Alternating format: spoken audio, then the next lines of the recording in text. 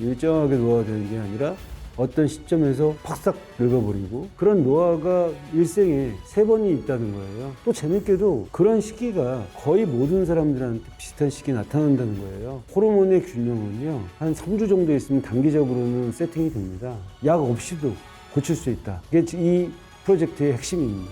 1주차 때는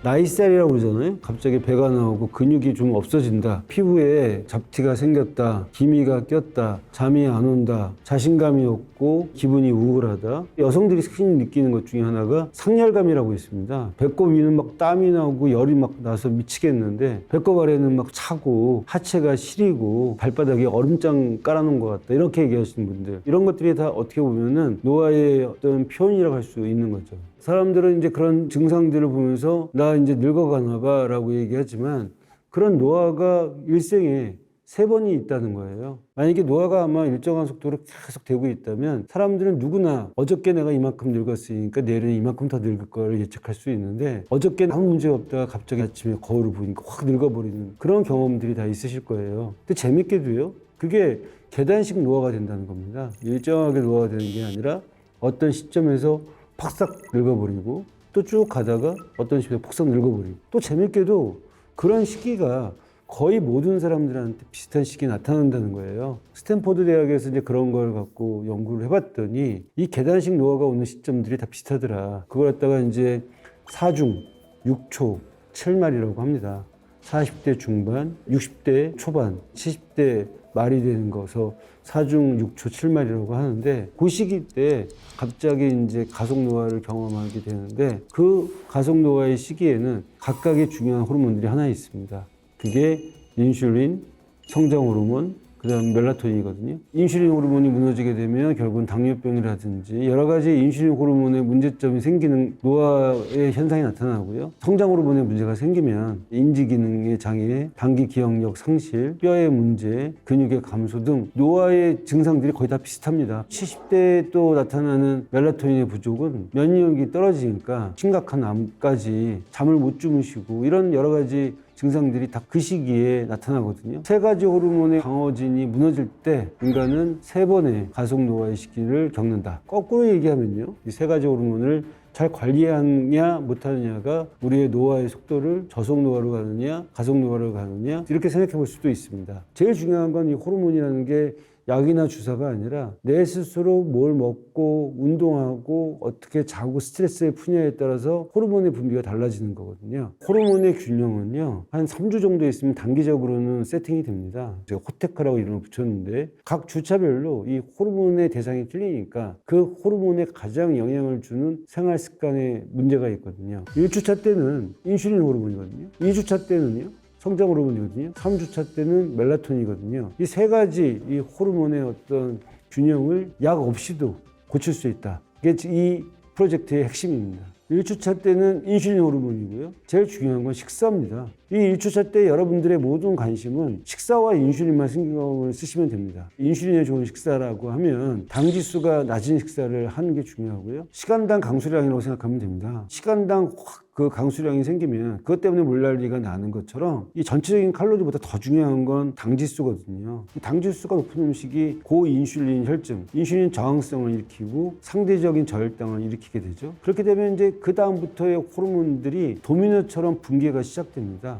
그래서 당지수가 낮은 음식을 먹는 게 호테크의 첫 출발입니다. 이렇게 말씀드리는 거죠. 추천하는 당지수가 낮은 음식으로서는 고구마 같은 거 드시는 게 좋겠고, 감자하고 고구마로 따졌을 때 고구마가 달다고 당지수 높은 게 아니고 감자가 더 당지수가 높은 거고요. 식이섬유를 많이 드시는 게 당지수를 떨어뜨리는 데 도움이 되고, 해조류 같은 거 많이 드시는 게 좋고, 인슐린 호르몬은 다른 호르몬도 다 그렇지만 칼슘에 의해서 분비가 조절되거든요. 그래서 칼슘이 좀 풍부한 음식들, 멸치나 우유 이런 것들이 인슐린 호르몬 관리에 도움이 될 수 있다고 생각합니다. 양질의 단백질 같은 것들 있잖아요. 있잖아요. 이런 것들은 당 지수가 낮으면서 또 인슐린 호르몬의 재료가 되기 때문에 콩도 아주 양질의 단백질이거든요. 청국장 같은 것들 드시는 게 좋겠고, 당 지수가 높은 대표적인 음식들은 밥이나 빵이나 면이나 떡 같은 것들, 공기밥을 갖다 완전히 압축시키는 게 떡이잖아요. 탄수화물 덩어리들, 그런 것들이 좀 안 좋고요. 특히 이제 고기나 또 현미 같은 경우는 도정하지 않았기 때문에 섬유소가 많거든요. 다른 또 영양소도 풍부하게 있습니다. 그래서 단순한 어떤 탄수화물 덩어리인 백미나 흰 밀가루 이런 거보다는 잡고기나 이런 걸 드시는 게 좋겠고요. 과일도 마찬가지입니다. 당지수 측면에서 볼 때는 생과일 같은 건 괜찮거든요. 껍질째 먹으면 좋아요. 근데 그거를 갈거나 즙을 해서 먹거나 그러면 그런 것들이 빨리 흡수가 되면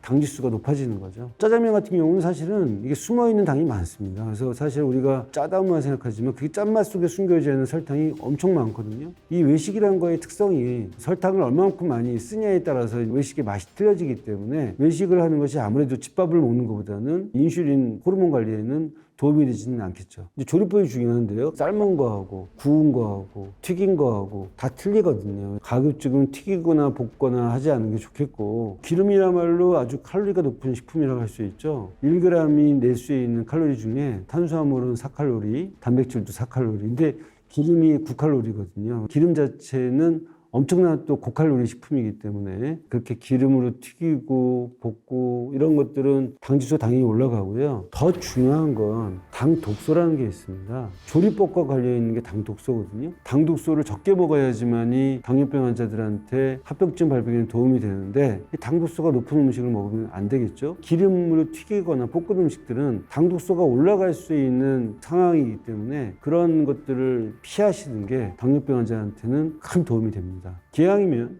당지수가 낮은 음식을 먹고, 설령 당지수가 높은 음식을 먹으면 식탁에 있는 다른 당지수가 낮은 음식으로 물타기를 하고, 일종의 이제 거꾸로 식사법은 당지수가 높은 음식을 나중에 먹게 되면 일단 적게 먹게 되고요. 두 번째는 이미 먹어놓았던 다른 음식 성분들 때문에 흡수 속도가 느려지게 되거든요. 그러니까 말하자면 그 식품의 고유의 당지수보다 떨어뜨릴 수가 있고요. 인슐린이라는 것은 결국은 췌장에서 나오는 거잖아요. 근데 당지수가 높은 음식을 먹으면 췌장에서 인슐린을 짜내는 거거든요. 나중에는 인슐린이 고갈될 수도 있고요. 인슐린을 갖다가 적게 나오게 한다는 것은 췌장을 또 그만큼 또 쉬게 해서 췌장 노화 속도를 늦출 수도 있는 거기 때문에, 사실 이런 1주차 때는 췌장 노화, 대사적 노화, 그다음에 인슐린과 관계된 식사, 당지수 머릿속에 이제 담아두고 일주일을 생활하시는 게 이 프로젝트의 일주의 생활이 되겠습니다. 2주차 호르몬은 성장 호르몬입니다. 성장 호르몬은 운동과 관련이 있거든요. 자신한테 맞는 운동이 필요한데요. 인슐린이 유산소 운동과 관련이 있다고 하면 성장 호르몬은 근육과 관련돼서 근력 운동이 중요합니다. 운동을 하라 그러면 보통 1시간 이상씩 해야 되고 8주, 12주, 2달, 석 달 해야 된다. 그러면 이제 사람들이 아이고 좋은 건 알겠는데 어떻게 그렇게 많이 하겠습니까? 얘기를 하는데, 근력 운동을 매일 할 필요는 없고요. 매일 해서도 안 되죠. 근육이라는 건 일종의 상처를 주고 치유하는 과정에서 성장하는 거거든요. 그래서 하루 정도는 근육 운동을 하고 쉬고, 그래야 또 이제 근육이 채워지면서 더 좋은 건강한 근육이 만들어지는 거거든요. 운동이라고 해서 꼭 피트니스 센터에 가서 하고 뭐 이런 거보다도 생활 속에서 자기 몸 갖고 자기 몸무게로 운동하는 것을 저는 적극 추천을 합니다. 그래야지 언제 어디서든지 시간이 날 때마다 운동을 할 수 있고요. 예를 들면 상체 근육이 좀 부족한 사람들은 팔굽혀펴기 같은 것들 있잖아요. 사무실에서도 충분히 할 수 있고요. 하체 근육이 내가 부실하다, 스쿼트라든지 더 좋은 게 하나 있습니다. 계단 오르기 같은 것들. 그런 거 하면 허벅지 근육, 종아리 근육이 또 튼튼해질 거고요. 좀 윗몸 일으키기는 나이 들면서 허리가 안 좋은 분도 많고, 좀 미국 군대에서는 윗몸 일으키를 완전히 금지 운동으로 지금 정할 정도로 과도한 그 윗몸 일으키가 오히려 다른 신체의 기능을 망가뜨린다고 해서 윗몸 일으키 대신 시키는 운동이 있거든요. 그게 플랭크입니다. 이 플랭크는요, 코어 근육을 만드는 데 아주 도움이 되고요. 그래서 저는 이 운동과 관련돼서는 하여튼 뭐라도, 인간은 식물이 아니고 동물이기 때문에 움직여라, 움직일 동자니까 얘기를 하고, 혈당 관리나 이런 당뇨병 환자들 보면 걷기만 해도 좋아진다는 걸 많이 경험하셨을 거고요. 또 걷지 않아도요, 50분 일하시고 10분만 서 있기만 해도 좋아지거든요. 아니, 근력 운동이 격일로 하라고 그러고 근력 운동이 좋다고 하는데 왜 서 있기만 해도 되냐? 중요한 이 성장 호르몬과 관련된 개념이 하나 더 있는데, 그게 마이오카인입니다. 마이오카인은 근육 호르몬을 도와주는 마중물 같은 거거든요. 마이오카인이 좀 나와줘야 성장 호르몬이 나오거든요. 마이오카인은 사실은 대단한 근육을 운동하는 대근육 운동이 아니고 작은 근육들, 인대만 자극을 해줘도 마이오카인이 나온다고 되어 있거든요. 그러니까 운동을 너무 어렵게 생각하지 마시고요. 특히 이제 이 비복근, 그 다음에 이제 가자미 근육이라고 그러죠. 그쪽에 인대를 자꾸 이렇게 자극시킬 수 있는 운동을 간단히만 해도 하루에 필요한 마이오카인 다 나오거든요. 스쿼트 같은 것들이 좋고요. 한 발로 이렇게 서 있는 자세 잡는 것들, 까치발을 쓴다든지 횡단보도에서 까치발을 듣는 거를 남들이 보든 말든 뭐 10번, 12번, 한 3사이클 정도 하면 하루에 필요한 마이오카인이 나올 것이고요. 그러면 성장 호르몬도 또 같이 또 분비될 거고, 성장 호르몬에서 중요한 게 잠입니다. 잠을 자야지만이 2시간 있다가 성장 호르몬이 피크로 올라가거든요. 결국은 성장 호르몬을 갖다가 잘 올릴 수 있는 방법이 잠을 잘 자는 거고, 스트레스 안 받는 거, 근력 운동, 이런 것들을 좀 집중적으로 2주차 때는 좋은 루틴으로 만드는 게 중요하다고 생각합니다. 드디어 3주차 때는 멜라토닌입니다. 멜라토닌은 수면과 관계되는 호르몬인데 원래 처음에는 피부와 관련된 호르몬인 줄 알았거든요. 그래서 이름을 멜라닌 세포를 자극하는 호르몬, 멜라토닌이라고 이름을 붙였는데 더 알고 봤더니 이게 대사하고 관련이 되어 있는 거예요. 이 멜라토닌 호르몬이 나오면 이게 이제 혈당하고 혈압이 떨어지기도 하고요. 면역과도 관계되는 호르몬이라는 것을 알게 된 거죠. 결국은 멜라토닌을 잘 만들어내야 돼요. 트립토판이 많은 음식들이 멜라토닌에 좋은 음식인데요. 두유, 우유, 바나나, 멜라토닌이 좋은 음식을 알고 있지만 의외로 칼슘이 많은 음식들이 있잖아요. 멸치, 각각류 이런데 멜라토닌을 합성할 때 도움이 될 수 있는 식품이라고 할 수 있겠습니다. 멜라토닌의 전구체가 세로토닌이거든요. 햇볕을 쬐는 게 제일 중요합니다. 햇볕을 15분 이상 쬐면 이 트립토판이 세로토닌이 될 것이다. 이 세로토닌을 멜라토닌으로 잘 저장을 시켜야 돼요. 오후가 되면 코티졸이 떨어지기 시작하는데 이 코티졸을 완전히 차갑게 떨어뜨려야 되거든요. 그래서 몸이 이제 열이 났던 것을 쿨다운 시켜야 된다고 표현을 하는데, 코티졸은 아침에 일어나서 각성됐던 것들을 계속 그 상태로 이게 뜨거워져 있으면 안 되고요. 쿨다운 시키려고 하면 4시 이후부터는 커피를 일단 끊고 가볍게 근육을 이완시키는 훈련을 하셔야지만이 코티졸이 떨어지고 몸은 쿨다운이 되고 만들어졌던 세로토닌이 멜라토닌으로 전환돼서 흉가선이 잘 분비되거든요. 그 다음이 또 중요합니다. 저장된 멜라토닌을 꺼내 쓰는 게 중요한데요. 잘 못 꺼내게 한 것들이 있어요. 그게 뭐냐면 빛입니다.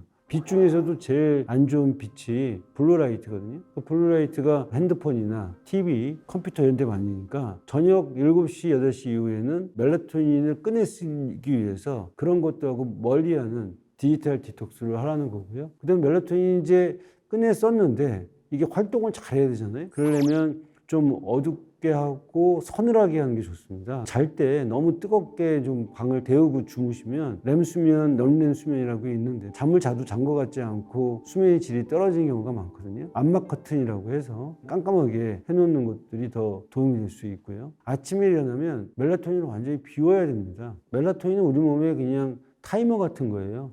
지금이 밤이다, 지금이 아침이다, 그것을 알려주는 거지 멜라토닌은 수면제가 아니거든요. 아침 일어나면 자연광을 쬐는 게 중요합니다. 아침이 되면 형광등보다도 햇볕을 좀 봐서 다시 멜라토닌이 이제 완전히 없어지는 상황이 돼야 비로소 또 아침에 또 각성돼서 일하고, 그래야 또 새로운 멜라토닌이 채워지고 늘 신선한 멜라토닌이 충전돼야지만이 숙면을 취할 수 있고 서카디안 리듬이 제대로 세팅될 수 있게 되는 거죠. 1주차 때 느꼈던 대사적인 젊음, 그리고 2주차 때 느꼈던 신체적인 젊음과 함께 3주차 때는 면역적인 젊음과 사회적인 건강을 챙겨야 되는 시기가 바로 3주차 때에 여러분들이 챙겨야 될 호르몬이라고 생각합니다. 제가 항상 얘기하는 게 이너 헬스가 아우터 뷰티를 만든다고 해서 우리가 노화를 막기 위해서 뭐 보톡스 맞고 쌍꺼풀 수술하고 성형하고 이런 게 중요한 것보다는 결국 내적인 호르몬의 건강이 외부로 표현되는 노화의 느낌들이 달라지는 거죠. 그게 피부 노화든 신체의 노화, 정신적인 노화가 다 호르몬에 의해서 결정이 됐다고 생각하고요. 그렇다면 앞으로 우리가 노화를 치료하는 데 있어서 여러 가지 뭐 약물이나 주사도 있지만 이 호르몬적인 균형을 맞춰주는 것이 노화를 관리하고 치료하는 데 중요한 이슈가 될 것이라고 생각합니다.